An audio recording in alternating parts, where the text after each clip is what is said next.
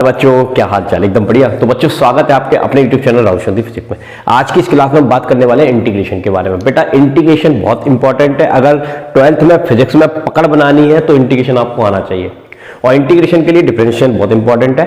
तो आपको डिफरेंशिएशन का एक बढ़िया वीडियो बना दिया है 20 मिनट का, उसका लिंक डिस्क्रिप्शन में प्रोवाइड करा दूंगा, वहां पर जाकर विजिट कर लेना। आइए स्टार्ट करते हैं इस वीडियो में। इंटीग्रेशन कंसेप्ट समझते हैं रफ्तार में, ताकि आपको फिजिक्स में कहीं पर भी इंटीग्रेशन आए तो आपको समझ में आना चाहिए इंटीग्रेशन हमको क्यों करना है, और इसकी वजह से बहुत सारी चीजें आसान हो जाती हैं, और हमको कैसे किस सिचुएशन में इसको अप्लाई करना होता है वो सारी चीजें हम इस वीडियो में डिस्कस करेंगे। देखिए, तो सबसे पहले हम बात कर लें कि इंटीग्रेशन क्या है। इंटीग्रेशन बेसिकली मैथमेटिक्स का एक टूल्स है।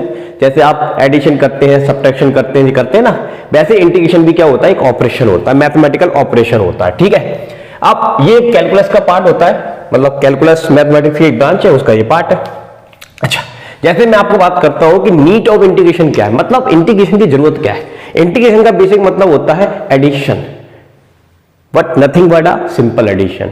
एडिशन तो है लेकिन सिंपल एडिशन नहीं है। अब कैसे करना है एडिशन वो मैं आपको यहां पर समझाऊंगा। देखिए, सबसे पहले मान लो आपके पास दो पॉइंट है, इनके बीच का डिस्टेंस आ रहा है, दो पॉइंट का कुछ मास है m1 m2, इनके बीच एक फोर्स होता है, फोर्स ऑफ ग्रेविटेशन। इसके बारे में 9th क्लास में पढ़ा हुआ आपने, उसका फॉर्मूला होता है F = G m1 m2 / r²। यानी कि दो पॉइंट के बीच में फोर्स निकालने का ये फॉर्मूला होता है, कोई दिक्कत वाली बात नहीं। अब मान लो आपके सामने क्या है बेटा, यहां पर एक रॉड है, ठीक है, ये रॉड है, इतना लंबा L लेंथ का रॉड है ये आपके पास, ठीक है, और ये यहां पर एक पॉइंट है M, मास का एक पॉइंट है, इससे a डिस्टेंस पर ये रॉड रखा हुआ है। अब मैं आपसे कहता हूं कि इस मास के और इस रॉड के मास के कारण जो ग्रेविटेशनल फोर्स बनेगा वो कितना होगा। तो बच्चा कहता है कोई दिक्कत वाली बात नहीं, अभी निकाल दूंगा, दो पॉइंट के बीच में निकाला तो इसमें निकालने कौन सी बड़ी बात है। तो मैं लिखूंगा जी m इसका मास, रॉड का मास, और बीच की डिस्टेंस a²। चलो सर, फोर्स निकाल दिया, लेकिन ये जो आपने निकाला है गलत निकाला है। क्या निकाला है? गलत निकाला है। अच्छा सर गलत है, तो एक काम करता हूं कि सर ऐसे कर लेता हूं, F = G m capital M upon यहां से यहां तक का लेंथ है a, और ये टोटल लेंथ है a + L का स्क्वायर। अभी भी गलत है। क्यों गलत हो रहा है भाई? तो आप एक बात जरा ध्यान समझना बेटा, बहुत अच्छे समझना। ये दो पॉइंट के बीच लगने वाला जो फोर्स होता है वो मास के क्या होता है, इनवर्सली प्रोपोर्शनल होता है। डिस्टेंस बढ़ता जाएगा, फोर्स की वैल्यू डिक्रीज होती जाएगी।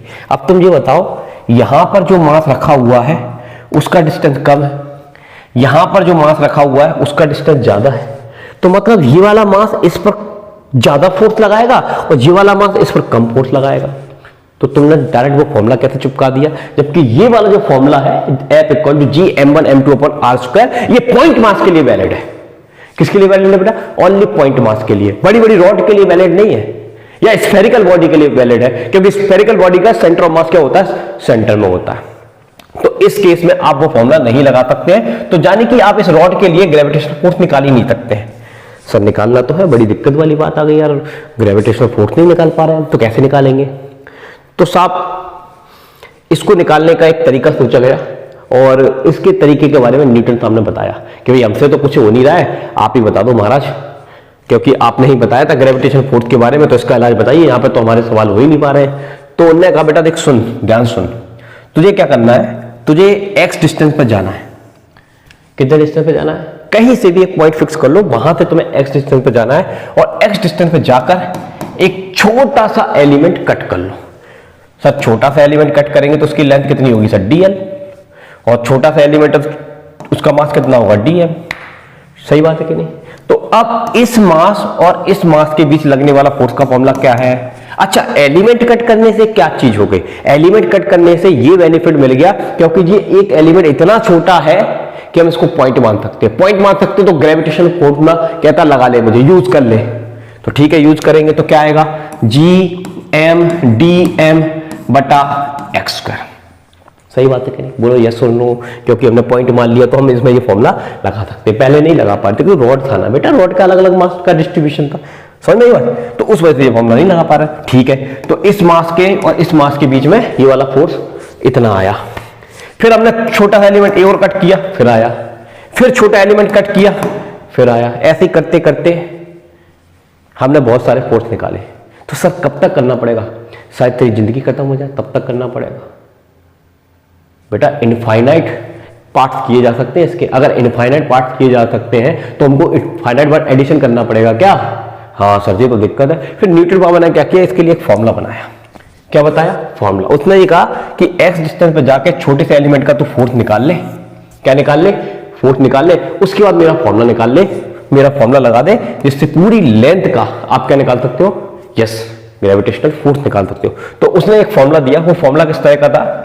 उसमें एक स्नैक होता है, स्नैक, ये जो आपको दिख रहा है ये स्नैक है आपके, ये स्नैक है। तो यहां से यहां तक ये छोटे वाले एलिमेंट के लिए जो हमने फोर्स निकाला है वो छोटा सा फोर्स है। तो उस छोटे से फोर्स का हम क्या कर देंगे?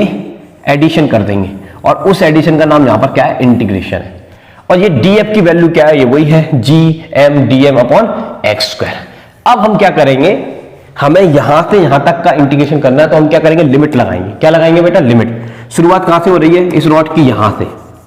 यहीं पे तो पहला मास कट करेगा ना, और लास्ट में तू यहां कट करेगा। सही बात है कि नहीं? तो शुरुआत हो रही है ए डिस्टेंस, तो ये वाला मास कितनी दूरी पर है? इस मास से ए दूरी पर। तो हम यहां पर एक बॉक्स बनाएंगे, वहां पर लिखेंगे ए, और इसका इंटीग्रेशन कहां से कर रहे हैं? ए से लेकर यहां तक, ये वाले मास तक कर रहे हैं, मतलब एल डिस्टेंस। तो ए प्लस एल, तो ऊपर वाले बॉक्स में हम क्या लिख देंगे? ए प्लस एल। तो ये जो नीचे वाला बॉक्स होता है इसको बोलते हैं लोअर लिमिट, ऊपर वाला जो बॉक्स होता है उसको क्या बोलते हैं? Upper limit. और अपर लिमिट के अंदर ये डीएफ की जो वैल्यू आई है, ये वो फॉर्मूला है जिसका हमको क्या करना है? इंटीग्रेशन करना। वो कैसे होगा उसका फॉर्मूला होता है, उसकी टेंशन नहीं लेना।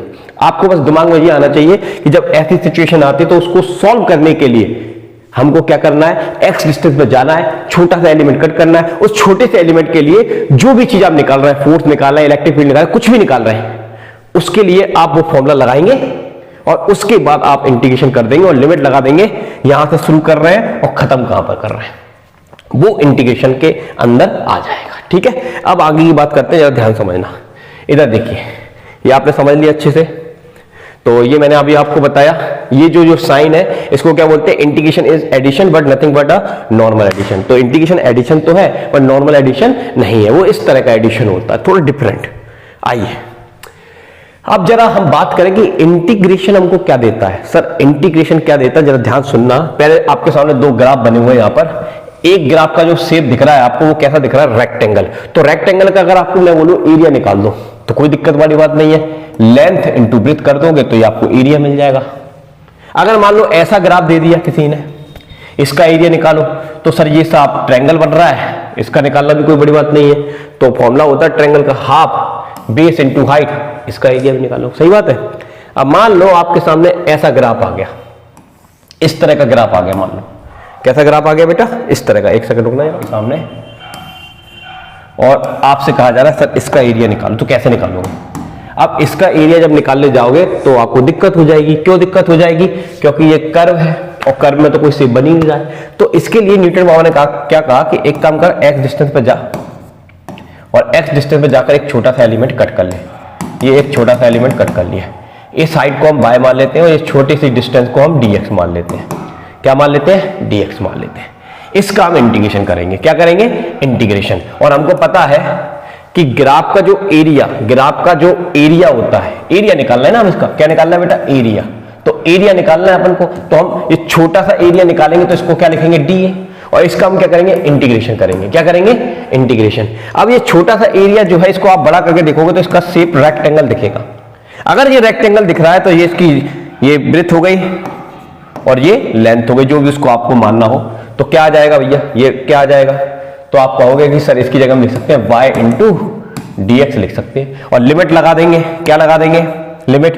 कहां से स्टार्ट किया? मान लो ये ग्राफ यहां से स्टार्ट होता है, यहां पे खत्म होता है, तो ये x1 मान लो, इसको x2 मान लो, तो लिमिट लग जाएगी x1 से लेकर x2। अब इसको सॉल्व कैसे करेंगे, इसका फॉर्मूला होता है, अभी थोड़ी देर में अपन सिखाएंगे इसको। क्या थोड़ा बहुत आपको फील समझ में आया कि कैसे इंटीग्रेशन कहां और किस सिचुएशन में उनको अप्लाई करना है? तो जब इस तरह का ग्राफ का एरिया निकालना होगा तो हम इंटीग्रेशन का यूज करेंगे। सिंपल ग्राफ होगा तो कोई दिक्कत वाली बात ही नहीं है। और उस तरह के रॉड वाले सवाल आएंगे, अलग अलग डिफरेंट शेप वाले सवाल आएंगे, तब भी हमको क्या करना पड़ेगा? इंटीग्रेशन का बेटा यूज करना पड़ेगा। ये बात ध्यान रखना फिजिक्स में अलग अलग लोकेशन पर। ठीक है, समझ में आई बात? चलिए आइए अब हम बात करते हैं इंटीग्रेशन के रूल्स के बारे में। तो सबसे पहली बात तो सुन लीजिए, integration is reverse of differentiation. Integration differentiation का उल्टा होता है। डिफरेंशिएशन का मतलब होता है तोड़ना, इंटीग्रेशन का मतलब होता है जोड़ना। ठीक है, दूसरी चीज मैं आपको एक और बार जहां पर बता देता हूं, तो ध्यान सुन लेना बेटा। अगर आपको किसी भी ग्राफ का एरिया निकालना है तो आपको क्या करना है, इंटीग्रेशन। तो इंटीग्रेशन क्या देता है, ग्राफ का एरिया देता है। किसके बारे में बताता है, एरिया के बारे में बताता है। ये बात ध्यान रखना। आइए अब सुनिए, अब मान लीजिए ये मैंने आपके सामने एक सिंबल बना रखा है, ठीक है। इस सिंबल में यहां पर होगा एक बॉक्स, और बॉक्स के साथ एक एलिमेंट होगा। वो एलिमेंट है एक्स डिस्टेंस पर जो जाकर आपने जो कट किया, उसी एलिमेंट का नाम होता है डीएक्स। ठीक है, तो ये एलिमेंट होगा। तो अब इस पूरी चीज को पढ़ेंगे क्या, इसको हम पढ़ेंगे, इसका नाम होता है इंटीग्रेशन। तो integration of box with respect to dx, integration of box with respect to dx. क्या पढ़ेंगे उसको, integration of box with respect to dx. अब पहला रूल समझिए जरा ध्यान से। अगर मान लीजिए आप बाई की वैल्यू है एक्स की पावर एन, एक फॉर्मूला है, बाई किसके बराबर है, एक्स की पावर एन के बराबर है। ठीक है, इसका इंटीग्रेशन करना है x1 से लेकर कहां तक, x2 तक। तो आप कैसे करेंगे, तो ये लिखेंगे सबसे पहले, ये वाला बॉक्स बनाएंगे, बॉक्स में बाय को डालेंगे और बाय का जो भी सूत्र होगा उसको यहां पर अप्लाई करेंगे। तो अब x की पावर n का इंटीग्रेट करने का फॉर्मूला आपको याद कर लेना। क्या होता है बेटा, x की power n plus one upon n plus one. X की पावर n का इंटीग्रेशन करने का फॉर्मूला होता है x की power n plus one upon n plus one. ठीक है, और लिमिट लगा दोगे नीचे, शुरू कहां से किया, खत्म कहां पे किया। तो नीचे वाली लिमिट को बोलते हैं लोअर लिमिट, ऊपर वाली लिमिट को बोलते हैं बेटा अपर लिमिट। तो ये फॉर्मूला आपको अच्छे से याद हो जाना चाहिए। एक्स की पावर एन का क्या होता है बताइए, एक्स की power n plus one upon n plus one. अब इसको ट्राई कर लेते हैं, देखिए इधर जैसे आपके सामने एक सवाल मैंने यहां पर दे दिया, चलो मैं करके दिखाता हूं आपको, अच्छे से सवाल करके दिखाता हूं बेटा। ठीक है, ध्यान देखना, आपके सामने बेटा ये सवाल आ गया, y equal to x square, then integrate it from x1 to x2। तो हम कैसे करेंगे, integration of y with respect to dx, क्योंकि y किसका फंक्शन है, x का फंक्शन है, तो हम x के रिस्पेक्ट में करेंगे, बराबर लगाएंगे। बराबर लगा दिए भैया, बहुत बढ़िया बात है। अब y की वैल्यू कितनी है, एक्स स्क्वायर है, dx तो dx रहेगा ही। अब लिमिट लगेगी x1 से लेकर x2 तक, x1 की वैल्यू है 1 और x2 की वैल्यू है 3। अब आपको अभी सिखाया कि x की पावर n का फॉर्मूला क्या होता है। बेटा x की पावर n का फॉर्मूला होता है n plus one upon n plus one होता है, बहुत बढ़िया। यहाँ 1 आ जाएगा, यहाँ 3 आ जाएगा। इसको थोड़ा सॉल्व कर लो बेटा, थोड़ा सॉल्व कर लो। तो सॉल्व करेंगे तो x की पावर 3 हो जाएगा, यहाँ पर 3 हो जाएगा, बढ़िया बात है। ये नीचे 1, ये 3। अब बेटा करना क्या, ये जो लिमिट होती है वो x के स्थान पर रखी जाती है। तो सबसे पहले क्या करेंगे, x के स्थान पर 3 रखेंगे, 3 का अपन q कर लेते हैं, 27 आ जाएगा, और अपन में 3 है ही, माइनस का अब यहां पर 1 रखेंगे तो 1 अपन कितना आ जाएगा, 3 आ जाएगा। ये आएगा कि नहीं आएगा, तो आप इसको थोड़ा सॉल्व कर लेंगे तो 26 डिवाइड बाय कितना आ जाएगा, 3। This is our answer. तो ये आपने क्या कर दिया, इसका इंटीग्रेशन कर दिया। ठीक है, समझ में आया, चलो बढ़िया बात है। आइए अब इसी तरह से मान लीजिए आपके सामने एक ये इंटीग्रेशन आ गया, ये वाला मान लो ये आ गया, ये वाला सवाल देखिए, इसको कैसे करेंगे। सबसे पहले लिखेंगे integration of y with respect to dx, y के स्थान पर ये फॉर्मूला आ जाएगा dx। अब यहां पर लिमिट तो कुछ नहीं दी, तो इंटीग्रेशन दो तरह के होते हैं, एक डेफिनेट होता है और एक इनडेफिनेट होता है। समझे भाई, एक डेफिनेट होगा और एक इनडेफिनेट। ठीक है, तो अब जरा ध्यान समझना बेटा, अच्छे से समझना, यहां पर लिमिट वाला चक्कर नहीं है। कौन सा चक्कर नहीं है, लिमिट वाला। तो देखो करना वही है, एक्स की पावर एन का फॉर्मूला क्या होता है, एक्स की power n plus one upon n plus one. सही है कि नहीं, बस इसको आप सॉल्व कर लेंगे। सॉल्व करेंगे तो सॉल्व कर लेंगे तो ये आ जाएगा आपका 6/6, और साथ में आपको क्या लगा देना है, एक कांस्टेंट लगा देना।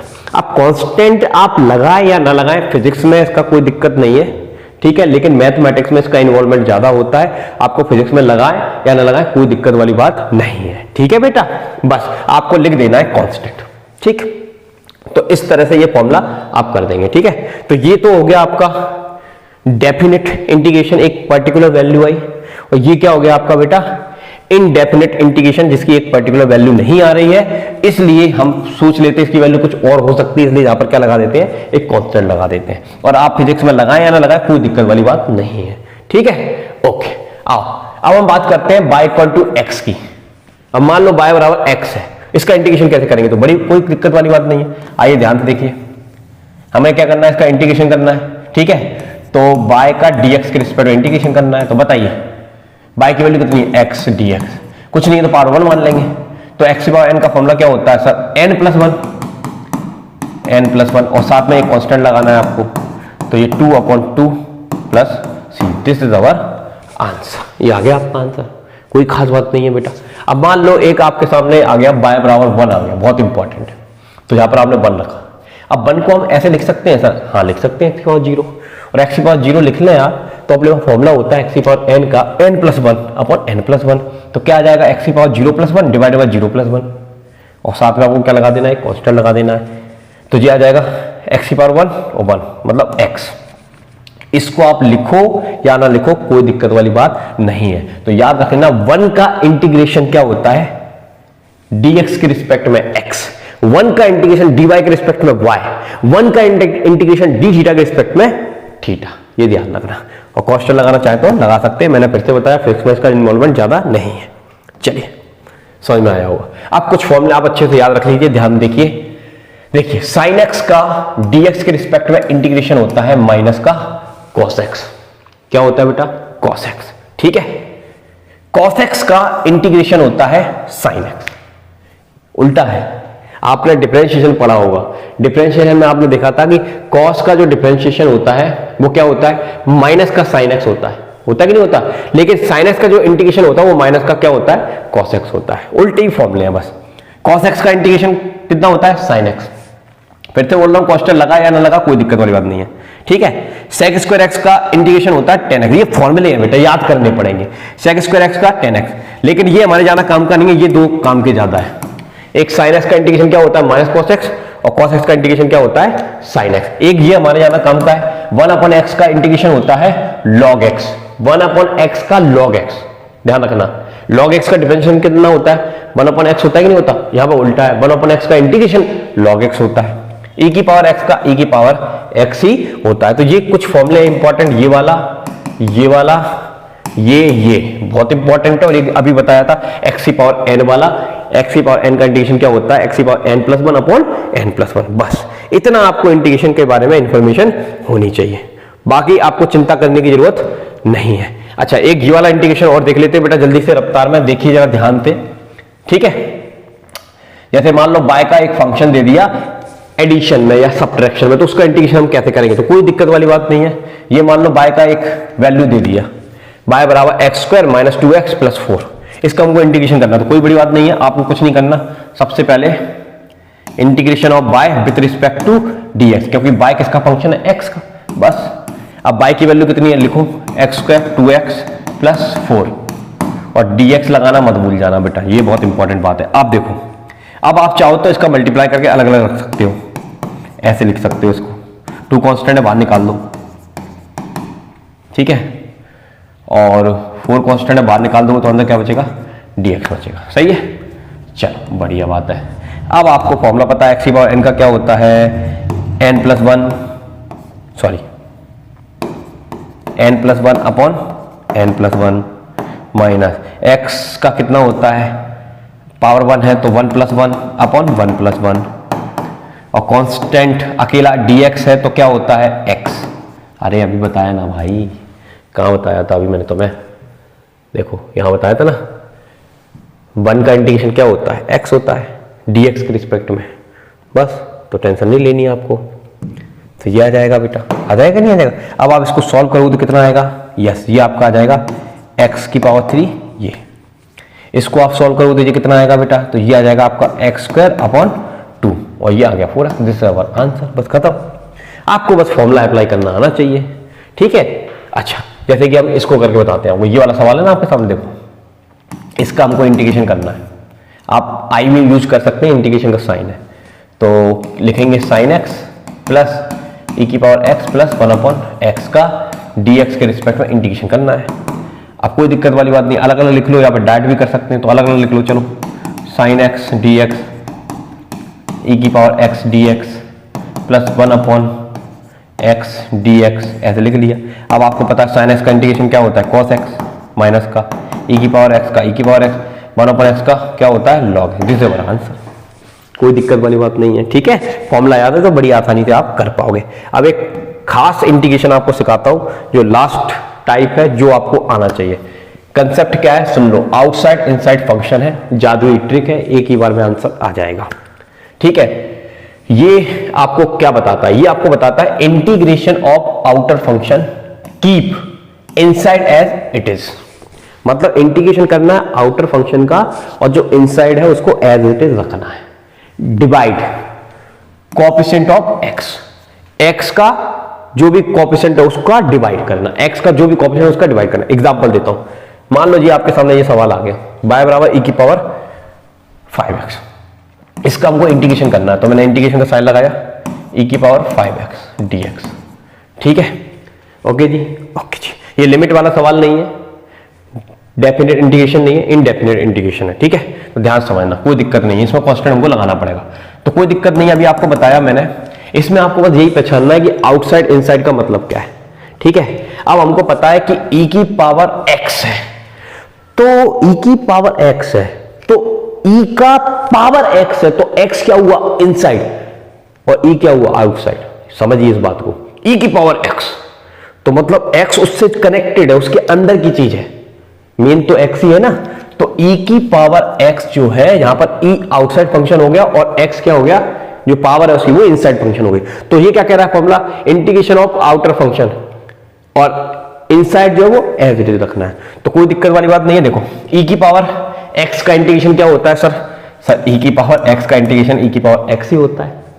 ये तो इंटीग्रेशन हो गया, डिवाइड x का कोएफिशिएंट कितना है 5, दिस इज आवर आंसर, खत्म किया।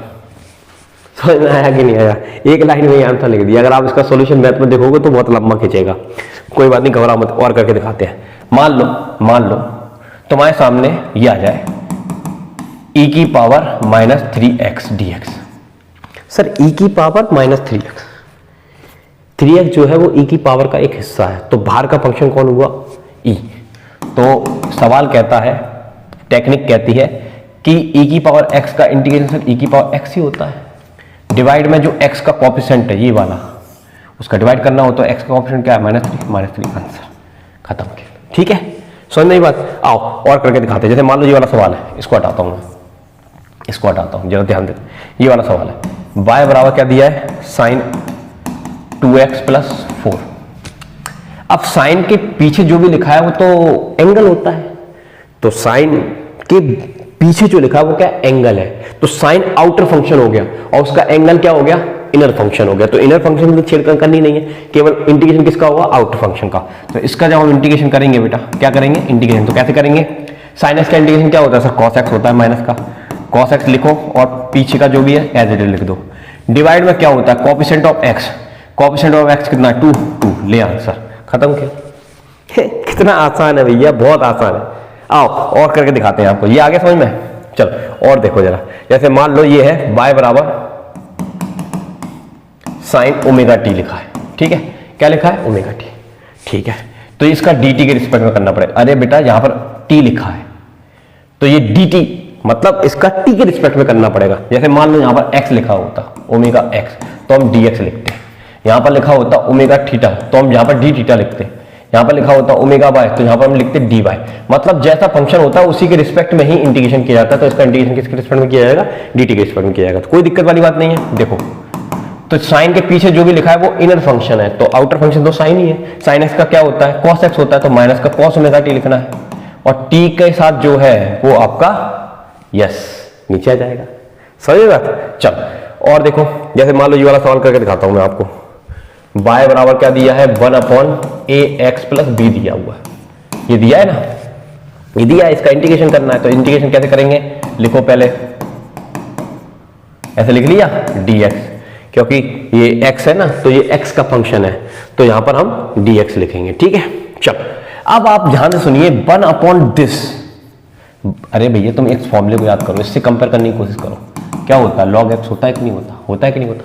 तुम सोचो कि 1/x है, ये क्या है 1/x, तो ये क्या हो गया, ये पूरी चीज क्या हो गई इनर फंक्शन हो गया, ये अपने आप में क्या है 1/x है। तो 1/x का इंटीग्रेशन क्या होता है सर log x होता है, तो ये लिखोगे log और x की जगह तो ये पूरा है ax प्लस बी, ठीक है। और डिवाइड में क्या करना है, डिवाइड में क्या करना है भैया बताओ ना, x के साथ जो है उसका नीचे लिखना है, कोएफिशिएंट का डिवाइड करना है, मतलब x का जो गुणांक है उसको नीचे लिखना है। This is our answer. थोड़ी आपको प्रैक्टिस करनी पड़ेगी, तो इस तरह के कोई भी सवाल आएंगे ना इंटीग्रेशन के, आप चुटकियों में उड़ा दोगे। तो ये बहुत सारे क्वेश्चन मैंने यहाँ पर लिखे हुए हैं, इनको आप ट्राई करना, नहीं आया तो मेरे को कमेंट। इस वीडियो में इतना ही। यदि वीडियो पसंद आए वीडियो को दिल से लाइक करके चैनल को सब्सक्राइब कर देना। नेक्स्ट वीडियो में आपको पढ़ाने वाला हूँ concept of graph. Thank you.